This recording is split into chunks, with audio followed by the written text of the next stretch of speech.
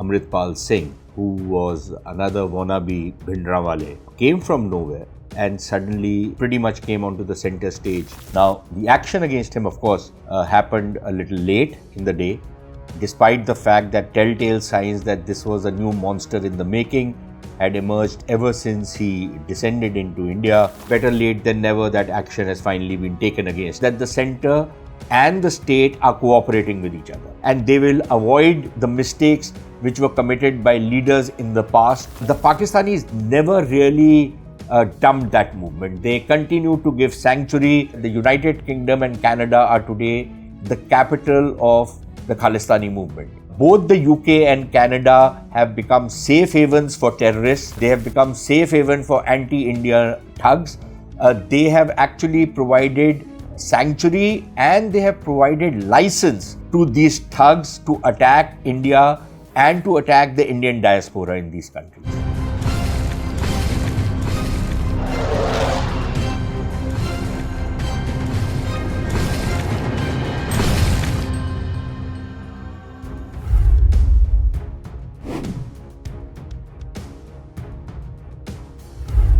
You know, after many weeks of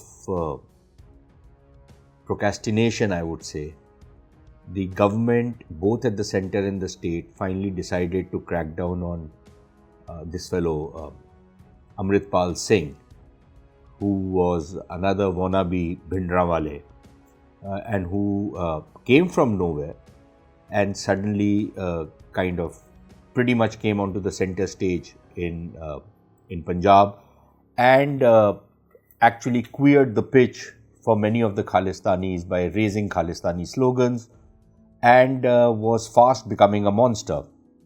Now, the action against him, of course, happened a little late in the day, despite the fact that telltale signs that this was a new monster in the making had emerged ever since he descended into India from Dubai and apparently from reports from got trained in Georgia, and now suddenly all his other links are coming out.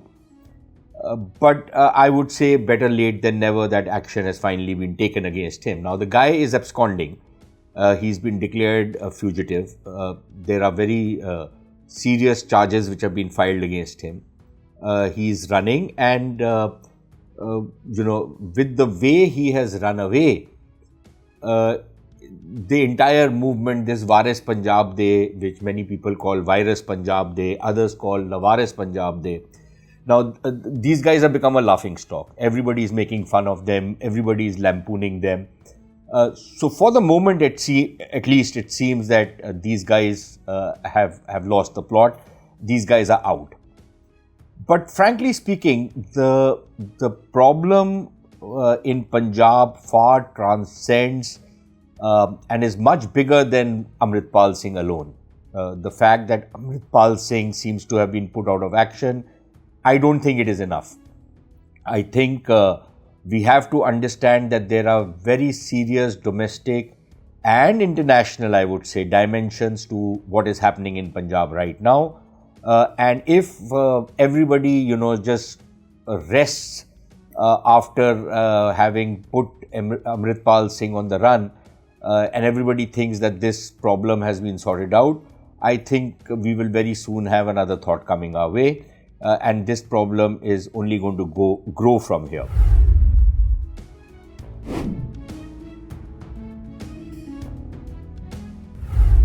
There were a lot of questions, Mark, which were raised. Where did this guy come from? What is his origin? How come he suddenly had this very meteoric rise? All kinds of conspiracy theories were weaved. Is he a BJP plant? Is, the same kind of games which were happening in the 1980s, to queer the pitch for the hardliners or the radicals by raising Bhindranwale, internal conflicts within parties, internal conflicts within the government in Punjab, between the opposition and the government in Punjab, between the center and the state. All of those, memories came flooding back, and whether it was in Punjab, inside Punjab or outside Punjab, all kinds of conspiracy theories started being, spread. But the fact of the matter is that Amritpal Singh rose very fast. And after Ajnala, the storming of the police station in Ajnala, it seemed that he was now the main guy as far as this whole Khalistani movement was concerned. Of course, the way things happened in Ajnala, many Sikhs, 90% of whom, I would say even 99% of whom are not Khalistanis, and I always make a distinction between Khalistanis and Sikhs. People were horrified across the board that here was a man who, instead of protecting the Guru Granth Sahib, was actually taking refuge behind the Guru Granth Sahib in his nefarious activities. And I think there was a sense of outrage throughout Punjab and especially among the Sikh community. But I think it is also important to understand that many of the people who were criticizing Amritpal Singh at that point of time, I'm including the SGPC, the Akalis, some of the other radical groups, many of the people who were criticizing Amritpal Singh for hiding behind the Guru Granth Sahib or using the Guru Granth Sahib as a kind of a shield for his political purposes. I think their criticism was much more political than it was, that the sentiments were being heard. And I say this because it was very clear that in a way Amritpal Singh was stealing their thunder. For example, the Akalis and the SGPC have been playing footsie, flirting with radical politics. They have, over the years, they have raised certain issues which run very close to the Khalistani narrative.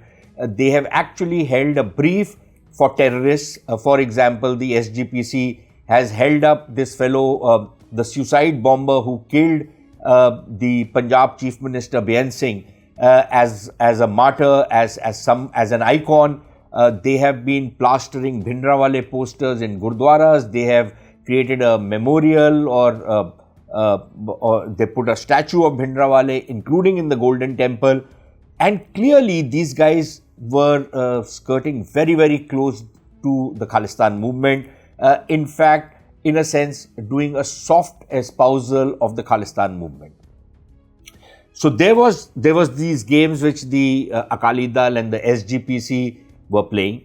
And then there were the other radical groups like Simranjit Singh Mann and some of the others in Punjab who were also, once again trying to revive this whole movement. And this has been going on since the early 2000s.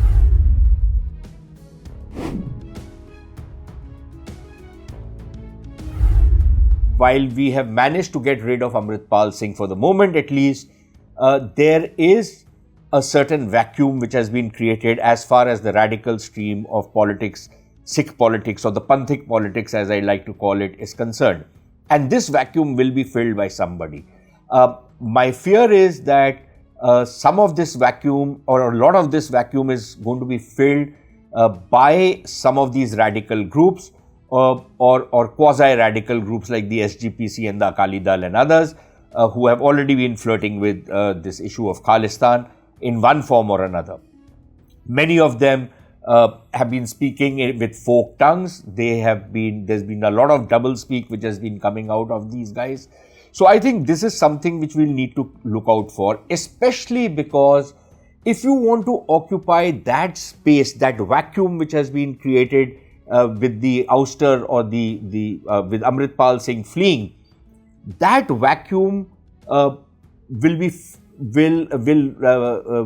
mean that many of these guys will be in competition with each other. There will be a kind of a competitiveness in the kind of radical ideology which these guys will espouse to increase their flock. So I think we need to be extremely careful on how things are likely to unfold in Punjab and as far as Panthik politics is concerned going forward.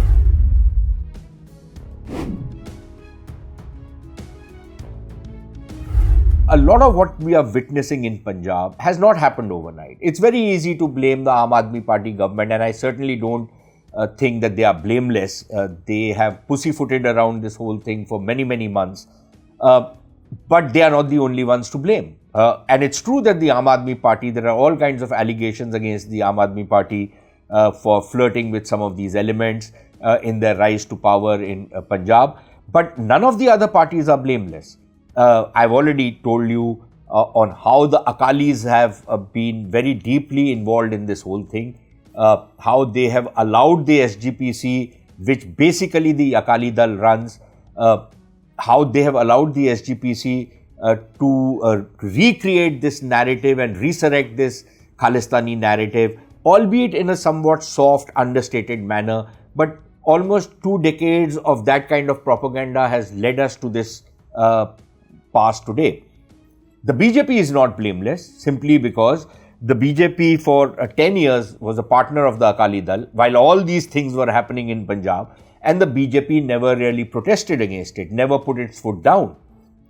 The Congress also is blamed, has its share of blame because a lot of this also got wind from internal Congress politics between Navjot Sidhu and Captain Amrinder Singh, and that entire controversy over Beadbi and the firing in a couple of places in Punjab on protesters on the issue of Beadbi. So this thing has been growing over a period of time. So political parties have either been silent or been complicit or both. And this is why this problem has re-emerged.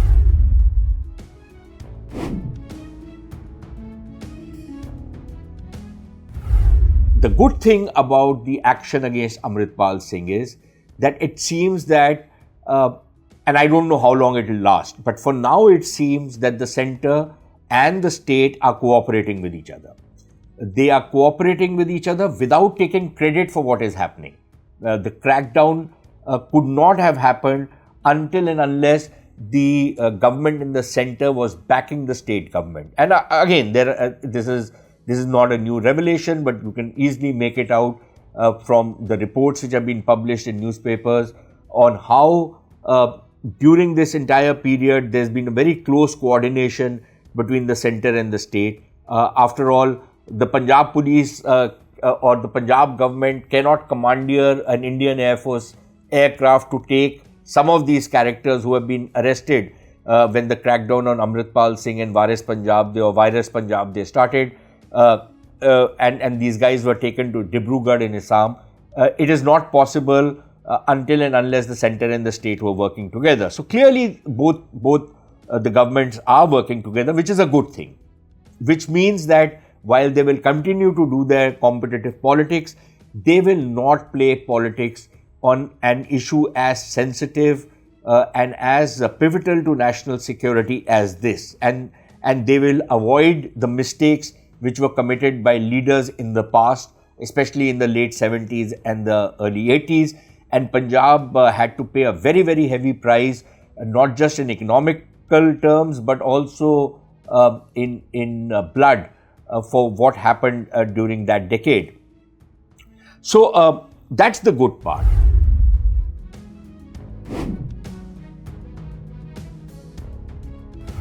Even after the backbone of the Khalistani movement was broken in the 90s, the Pakistanis never really dumped that movement. They continue to give sanctuary to some of the Khalistani terrorists. They continue to support it not only inside Pakistan but outside Pakistan.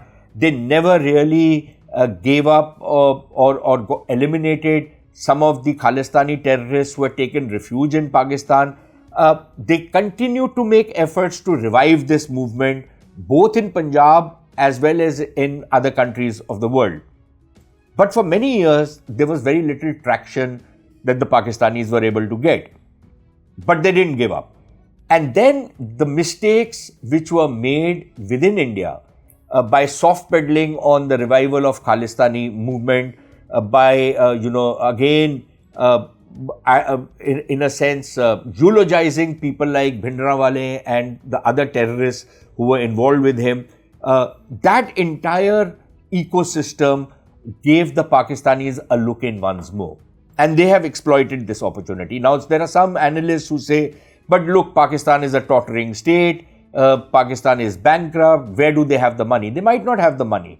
I think the money can come from the Sikh diaspora, which is pretty wealthy in the US, in Canada, in the UK, and other parts of the world. So the money is not a problem.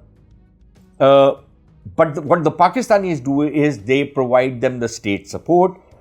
They provide them access to things like drugs, which is a money churner for many of these guys. They provide them weapons. We are seeing the drone drops taking place. And we have seen how the nexus between the Khalistani terrorist element, the gangsters in Punjab, the narcotics trade in Punjab have all coalesced with each other and only made this problem much bigger than what it otherwise would have been. So this is how the Pakistanis have been involved. Now, it might seem a little counterintuitive to many people that, at a time when the Pakistanis are struggling to survive, how come they have been able to, continue this entire process? But that betrays utter lack of understanding of how intelligence agencies work and how Pakistanis in particular work. As far as the Pakistanis are concerned, precisely because they are in the kind of crisis they are in, they have an incentive to create troubles in Punjab, especially since the opportunity has presented itself. The way the Pakistanis see it, because they are in trouble, they have to sponsor some trouble in India to keep it unsettled, to try and destabilize India to the maximum extent possible, so that India is not able to take any hostile action against Pakistan at a time when Pakistan is at its most vulnerable.